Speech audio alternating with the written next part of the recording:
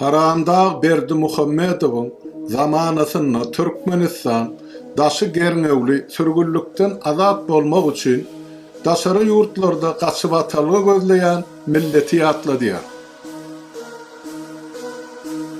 Emma diktaturanyň halkara gatnaşyklary, ýurdu terk eden, özge pikirli raýatlary aktaryp tapmagy we olaryň ýygyna Türkmenistana gaýtarylyp getirilmegine ýardam edýär. Eýýän bir ýyl bäri Russiýatyň raýaty Stanislav Osipov Türkmenistanyň çykmakçy bolýar. Emma häzirki güne çel oňa ýurtdan çykmak başardyna. Мой Путин Владимир Владимирович, очень прошу вашей помощи. Моей жизни и здоровью угрожает реальная опасность. Меня удерживают в Туркменистане, не выпускают уже 12 месяцев. Türkmen häkimetleri onu korkutup, sen ýurtdan diýri çykmarsyň diýip haýbat atýarlar.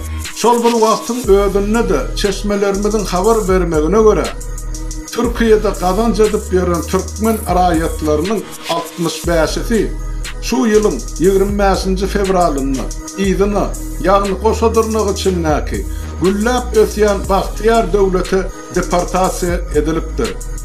Şonuň ýaly da geçen hepdäniň başyny Türkmenistanyň ýüz tutmagy esasyny Russiýatyň Tver oblastyny asly daşowuzly bolan Türkmen raýaty Bahram Satybaldyýew saklanyldy. Ol adam günälimi ýa-da ýok, entek hiç bir belli zat ýok. Ýöne oňa adam satmakda, bir kanun ýara we okdary satyn almakda we saklamakda ýönkelýän günälerden çen tutsak, eger ýygyna gaýtarylsa, onna Satybaldyýew sorag döwründe ölüm ýa-da owadan depäniň konslagary garaşýar.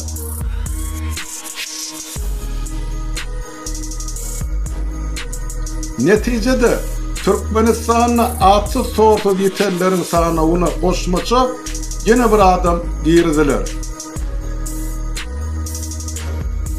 Şu yılın yanvar ayında Belarus-Ukrayin terhedini bir kanun geçmekçi bolanyny saklanan Türkmenistanlı denan bilen bağlanşykly fakt inni hiç kim gen galdyrana.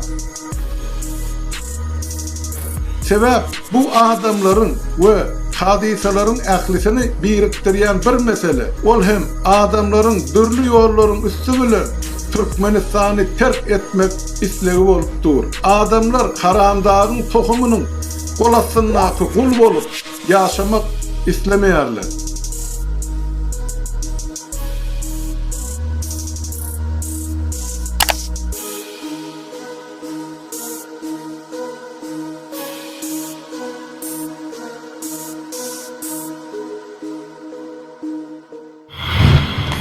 Ey ilahi emine,